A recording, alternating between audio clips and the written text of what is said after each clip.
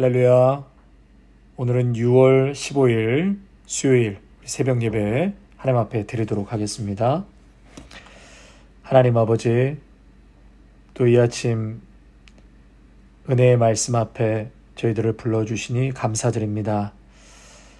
오늘 주시는 이 말씀을 통하여서 다시 한번 우리의 내면을 점검하게 하시고 하나님 앞에 어떠한 자세로 살아가야 하는지, 또 세상 속에서 내가 무엇을 우선순위에 두며 살아갈 가 것인지 오늘 귀한 말씀을 통해서 상고하고 깨닫는 우리 모두가 되게 하여 주시옵소서. 귀한 우리 믿음의 성도들을 축복하여 주시옵소서. 어디에 있든지 하나님께서 두 눈동자로 지켜 보호하여 주시고 항상 그 심중에 하나님을 의지하고 모든 일에 늘 감사하며 살아갈 수 있는 저희 모두가 되게 하옵소서. 예수님의 이름으로 기도하옵나이다. 아멘. 에스더 3장 1절에서 15절까지의 말씀입니다. 그 후에 아하수에로 왕이 아각 사람 함무다다의 아들 하만의 지위를 높이 올려 함께 있는 모든 대신 위에 두니 대궐문에 있는 왕의 모든 신하들이 다 왕의 명령대로 하만에게 꿇어 절하되 모르드게는 꿇지도 아니하고 절하지도 아니하니 대궐문에 있는 왕의 신하들이 모르드게에게 이르되 너는 어찌하여 왕의 명령을 거역하느냐 하고 날마다 권하되 모르드게가 듣지 아니하고 자기는 유다인임을 알렸더니 그들이 모르드게의 일이 어찌되나 보고자 하여 하만에게 전하였더라. 하만이 모르드게가 무릎을 꿇지도 아니하고 절하지도 아니함을 보고 매우 노하더니 그들이 모르드게의 민족을 하만에게 알림으로 하만이 모르드게만 죽이는 것이 부족하다고 생각하고 아하수에로의 온 나라에 있는 유다인 곧 모르드게의 민족을 다 멸하고자 하더라. 아하수에로 왕 제12년 첫째 달 곧 니산월에 무리가 하만 앞에서 날과 달에 대하여 부르 곧 제비를 뽑아 12째 달 곧 아달월을 얻은지라. 하만이 아하수에로 왕에게 아르되 한 민족이 왕의 나라 각 지방 백성 중에 흩어져 거하는데 그 법률이 만민의 것과 달라서 왕의 법률을 지키지 아니하오니 용납하는 것이 왕에게 무익하니이다. 왕이 옳게 여기시거든 조서를 내려 그들을 진멸하소서. 내가 은 1만 달란트를 왕의 일을 맡은 자의 손에 맡겨 왕의 금고에 드리리이다니 왕이 반지를 손에서 빼어 유다인의 대적 곧 아각 사람 함무다다의 아들 하만에게 주며 이르되 그 은을 내게 주고 그 백성도 그리 하노니 너의 소견에 좋은 대로 행하라 하더라. 첫째 달 13일에 왕의 서기관이 소집되어 하만의 명령을 따라 왕의 대신과 각 지방의 관리와 각 민족의 관원에게 아하수에로 왕의 이름으로 조서를 쓰되 곧 각 지방의 문자와 각 민족의 언어로 쓰고 왕의 반지로 인치니라. 이에 그 조서를 역졸에게 맡겨 왕의 각 지방에 보내니 12째 달 곧 아달월 13일 하루 동안에 모든 유다인을 젊은이 늙은이 어린이 여인들을 막론하고 죽이고 도륙하고 진멸하고 또 그 재산을 탈취하라 하였고 이 명령을 각 지방에 전하기 위하여 조서의 초본을 모든 민족에게 선포하여 그날을 위하여 준비하게 하라 하였더라. 역졸이 왕의 명령을 받들어 급히 나가매 그 조서가 도성 수산에도 반포되니 왕은 하만과 함께 앉아 마시되 수산성은 어지럽더라. 아멘. 여러분, 오늘 본문은 이 하만이라는 인물 한 사람으로 인해서 온 이스라엘 민족이 이제 말살 위기에 봉착하게 됩니다. 우리가 학교에서 많이 들었던 그 말살 정책, 이 계획을 이제 하만이 세우게 되는데요. 예전에 일본이 자신들의 침략 전쟁을 정당화하고 조선에 대한 침탈을 더욱 강화하기 위해서 민족 말살 정책을 수립하지 않았습니까? 오늘 본문에도 이 유대인 말살 정책을 시작하려고 하만이 계획했다라는 것입니다. 자, 1절을 보시면은 그러니까 아하수에로 왕이 하만을 귀족들 가운데 가장 높은 자리에 앉히게 됩니다. 왜 하만을 높은 자리에 앉혔는지는 성경에서 자세하게 설명은 하지 않습니다. 어찌됐든 하만이 왕 다음의 자리까지 앉게 되죠. 2절 대궐문에 있는 왕의 모든 신하들이 다 왕의 명령대로 하만에게 꿇어 절하되 모르드게는 꿇지도 아니하고 절하지도 아니하니. 왕의 문에 있는 왕의 모든 신하들이 하만에게 무릎을 꿇고 경의를 표합니다. 왜냐하면 그렇게 하라고 왕의 명령이 내려졌기 때문이죠. 그런데 지금 모르드게, 여러분 모르드게는 에스더의 사촌 오빠라고 할 수 있겠습니다. 저는 이 모르드게가 그러한 설득과 위협이 있었음에도 하만에게 무릎 꿇거나 절하지 않습니다. 이 말씀을 이렇게 묵상을 하는데 그 생각이 나더라고요. 얼마 전에 한국에서 있었던 비선실세. 저도 처음 들어본 단어인데요. 이 비선실세라는 단어가 생각났습니다. 이 하만, 이 한 사람으로 인해서 국정이 농단되는 그러한 상황이 벌어지게 됐던 것이죠. 그래서 이 한 사람으로 인해서 3장 15절 오늘 맨 마지막 절에 보니까 왕은 하만과 함께 앉아 마시되, 그러니까 술을 마셨겠죠. 그러나 수산성은 어지럽더라. 왕은 주색 잡기에 몰두하고 있을 때 정치와 나라는 혼란에 빠지게 되었더라라는 것입니다. 이 모두가 비선실세 하만에게 무릎을 꿇을 때 모르드게는 꿇지도 않고 절하지도 않았다. 오늘 2절에 그렇게 말씀하고 있죠. 자, 3절입니다. 대궐문에 있는 왕의 신하들이 모르드게에게 이르되 너는 어찌하여 왕의 명령을 거역하느냐 하고. 그래서 오늘 제목이 너는 어찌하여 왕의 명령을 거역하느냐입니다. 자, 그렇다면 왜 모르드게는 하만에게 무릎을 꿇지 않았을까요? 4절 날마다 권하되 모르드게가 듣지 아니하고 자기는 유다인임을 알렸더니 그들이 모르드게의 일이 어찌 되나 보고자 하여 하만에게 전하였더라. 그러니까 날마다 권했다는 것이죠. 모르드게를 설득해서 하만에게 절하라고. 주위에 많은 사람들이 그렇게 모르드게를 설득하고 날마다 권했는데, 그런데 모르드게는 그렇게 하지 않았다. 그리고 왜 그렇게 우리 말을 듣지 아니하냐 했더니 자신이 유다 사람이다, 유다인이다 라는 것을 이제 밝히게 됩니다. 여러분 지금 특별히 오늘 4절 말씀이 굉장히 중요한데요. 날마다 권하되 모르드게가 듣지 아니하고. 여러분 이 지금 단어가 히브리어 구조와 아주 동일한 곳이 있습니다. 창세기 39장 10절인데요. 이 39장 10절의 내용과 히브리어법 구조와 아주 동일합니다. 그 내용이 뭐냐면 보디발의 아내가 요셉을 계속 유혹하지요. 그럴 때 요셉이 내가 하나님 앞에서 범죄할 수 없다. 그 보디발의 아내의 유혹을 거절합니다. 오늘 본문도 똑같습니다. 날마다 사람들이 설득하였지만 요셉과 똑같이 모르드게는 듣지 아니하였다 그랬습니다. 왜요? 나는 유다인이기 때문에. 다시 말해 나는 하나님을 경외하는 사람, 하나님을 두려워하는 사람이기 때문에 그 신앙, 신념 때문에 절할 수 없다라는 것입니다. 여러분, 이것이 모르드게의 고집일까요? 아집입니까?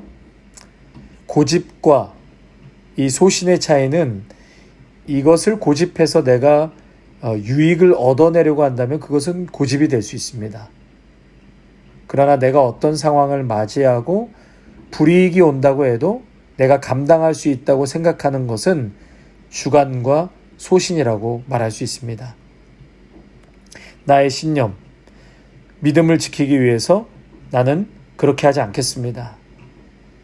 창세기 39장의 요셉이 보디발의 아내 유혹에 그냥 못 이긴 척 또 가정도 없었으니까 그냥 그렇게 즐기고 넘어가 주면 개인적으로 얼마나 많은 유익이 있었겠습니까?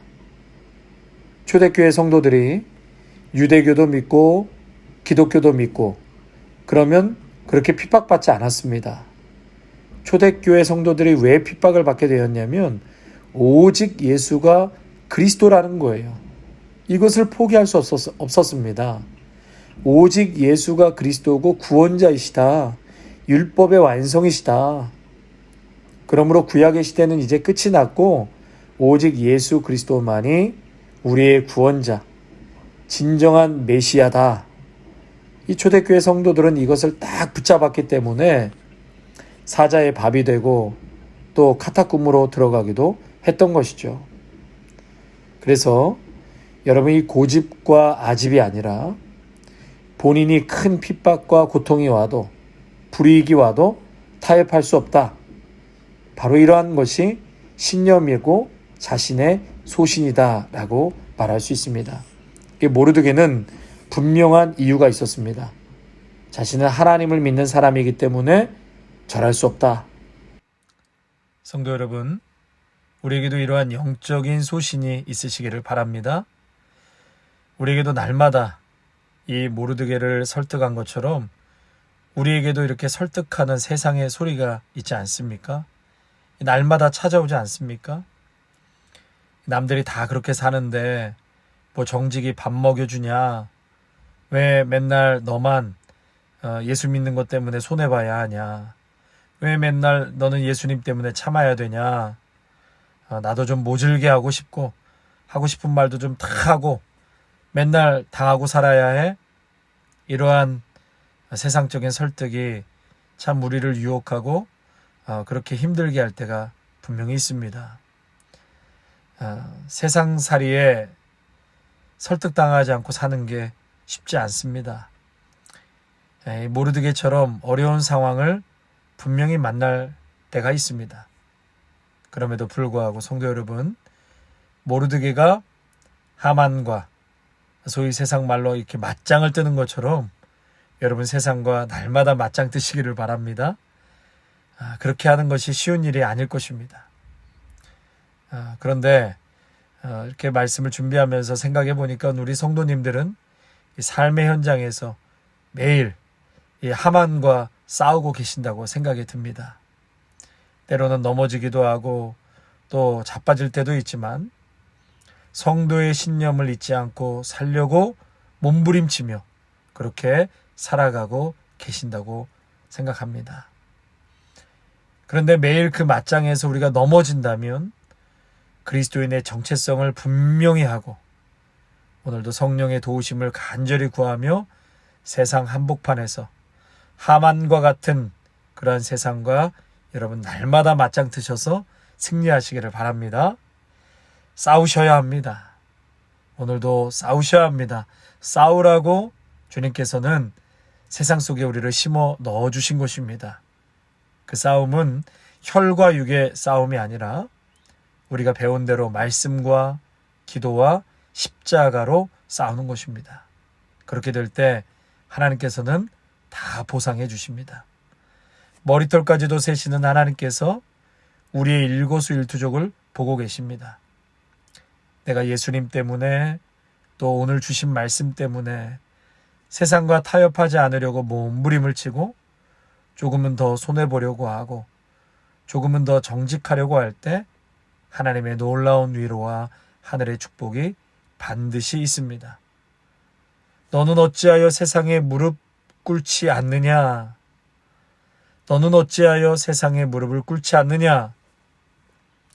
세상에게 설득당하지 마시고 오히려 세상을 설득하시는 그러한 모르드게와 같은 능력 있는 믿음의 성도들이 되시기를 바랍니다. 계속해서 5절과 6절 말씀 보시면은요. 5절과 6절 하만이 모르드게가 무릎을 꿇지도 아니하고 절하지도 아니함을 보고 매우 노하더니 그들이 모르드게의 민족을 하만에게 알림으로 하만이 모르드게만 죽이는 것이 부족하다고 생각하고 아하수에르 온 나라에 있는 유다인 곧 모르드게의 민족을 다 멸하고자 하더라. 이제 하만이 이 소식을 듣고 매우 화가 치밀어 올랐다고 했습니다. 결국 이 모르드게가 유대인이라는 것을 알았기 때문에 이제 유대인을 전부 다 말살해야 되겠다. 그런 악한 생각과 계획을 이제 실행에 옮기려고 하죠. 여러분, 이 유대인이라는 것이 왜 이러한 갈등의 요소가 되었는가, 출발점이 되었는가, 그것은 출애굽기 17장에 보면은요, 이스라엘과 아비멜렉 족속은 이미 원수지간이었습니다. 갈등 관계였습니다. 이스라엘이 이 포로지 애굽을 탈출해서 이제 약속의 땅으로 향하던 그 광야 여정 속에서 비롯된 일이 있었습니다. 지금 이스라엘 백성들이 가나안 땅을 눈앞에 두고 이제 마지막으로 움직일 때 이 아말렉 족속이 이스라엘 행렬 뒤에서 좀 처지고 약한 그런 노약자들을 죽이고 그리고 친 사건이 있었습니다. 그래서 하나님은 이 아말렉의 이 비겁한 소행을 잊지 말고 그들에 대한 기억을 지워버리라고 명하셨습니다. 이제 이러한 역사적인 배경이 있는 가운데 하만은 이제 유대인을 멸절해야 되겠다. 그래서 제비를 뽑지요. 그 날짜를 정합니다. 그것이 바로 불임절이라고 할 수 있죠. 하만은 당시의 총리 대신이었기 때문에 실세였습니다. 그래서 왕에게 유대인이 자신들의 법을 지키기 위해서 이 나라의 법을 지키지 않습니다. 이렇게 왕에게 고발하고 왕이 조서를 내려서 그들을 멸할 수 있도록 왕의 그 직인을 찍어달라. 그렇게 하만이 요청하죠. 그래서 결국은 이것이 이제 성사가 됩니다. 하만은 살인 청부 자금으로 은 1만 달란트를 왕에게 주고 왕은 승낙을 합니다. 그래서 이 조서가 제국 전체에 보내지면서 아달월 13일에 유대인을 이제 말살시킬 날로 정하게 되죠. 이 법을 듣게 되자 이제 모르드게와 유대인 모두가 베옷을 입고 죄를 뒤집어 쓰고 애곡하게 됩니다. 예. 그래서 이러한 역사적 배경 속에서 모르드게가 자신에게 절하지 않자 엄청난 분노를 느끼게 된 하만은 잔인한 대학살을 결심하게 되었던 것입니다. 성도 여러분, 죽음을 이르게 하는 7가지 죄라는 것이 있는데요. 죽음을 이르게 하는 7가지 죄, 그 중에 첫 번째가 분노입니다. 예, 분할, 분해, 성낼로, 분개하여 몹시 성을 낸다, 이런 뜻이거든요. 우리가 기억해야 할 것은 이 분노를 느낄 때 가장 먼저 망가지는 것은 바로 내 자신이라는 것입니다. 분노의 불의 첫 번째 희생자는 바로 나 자신입니다. 오늘 읽지 않았지만 하만이 결국 그의 끝이 어떻게 되냐면 모르드게를 매달려고 만든 그 교수대에 자신이 거기서 달려 죽고 맙니다. 그래서 이 분노로 시작된 어떤 사건들, 사고들은 결국은 거기에 자신도 희생돼서 죽는 것을 항상 보게 되죠. 분노의 특성은 축적됩니다. 마치 불을 뗄 때는 압력밥솥처럼 점점 그 속의 온도와 압력이 올라가죠. 그러다가 결국 분노는 폭발합니다. 그래서 분노를 이렇게 차곡차곡 모았다가 한꺼번에 이렇게 폭발하게 되는데 야고보서 1장 20절에 보면 사람의 성내는 것이 하나님의 의를 이루지 못함이니라. 성내지 말라고 말씀하시죠. 성내는 것도 습관이 됩니다. 또 이 분노는 인간관계를 파괴하죠. 인간관계를 파괴하고 또 이 분노가 전염됩니다. 내게 있는 이 분노를 자녀들에게 쏟아부으면 이게 다 자녀들에게 가고 또 자녀들도 그 마음에 화가 생기는 것이죠. 또 다른 동료나 직장인들에게 분노를 쏟아부으면 그 분노가 또 다른 사람들에게 전염이 되죠. 잠언서 29장 22절에는 노하는 자는 다툼을 일으키고 분하여 하는 자는 범죄함이 많으니라. 여러분, 이 분노의 죄가 참으로 무섭습니다. 노하는 자는 다툼을 일으켜 인간관계가 다 깨지고요. 또 분하여 하는 자는 범죄까지도 이어진다는 것이죠. 그래서 이 분노는 정의감이 강한 원칙주의자가 많고 또 자존감이 약한 사람들에게 잘 나타나는 특징이라고 할 수 있습니다. 성경에서는 이 분노에 대해서 많이 다루고 있는데요. 에베소서 4장 26절과 27절에 분을 내어도 죄를 짓지 말며 해가 지도록 분을 품지 말고 마귀로 틈을 타지 못하게 하라.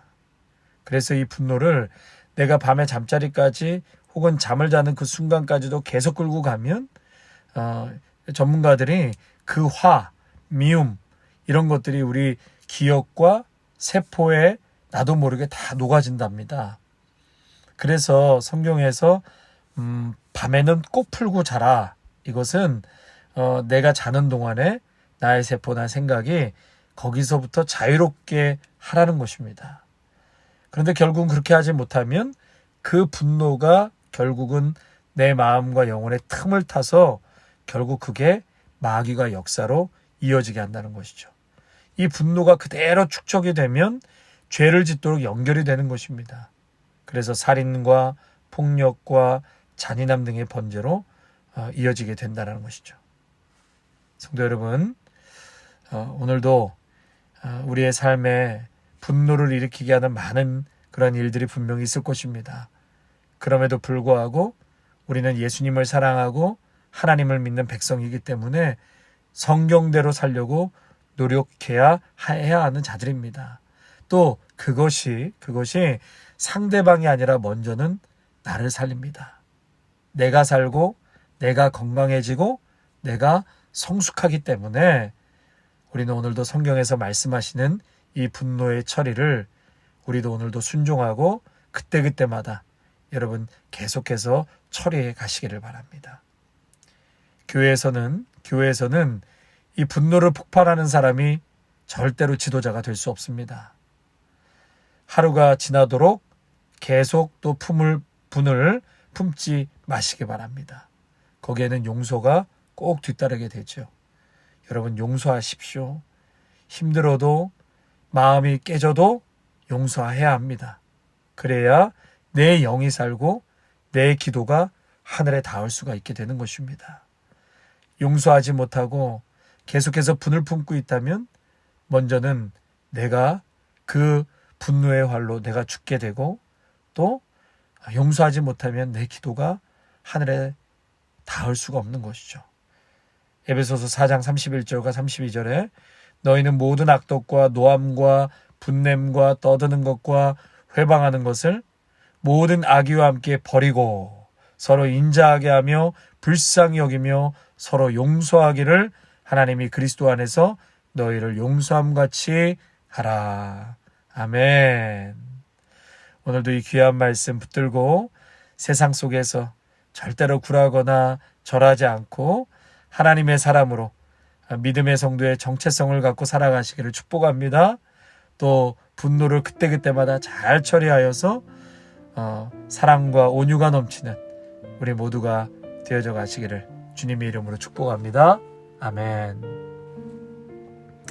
하나님, 오늘도 귀한 말씀을 통하여서 도전 주시고 또 깨닫게 하시니 다시 한번 감사를 드립니다.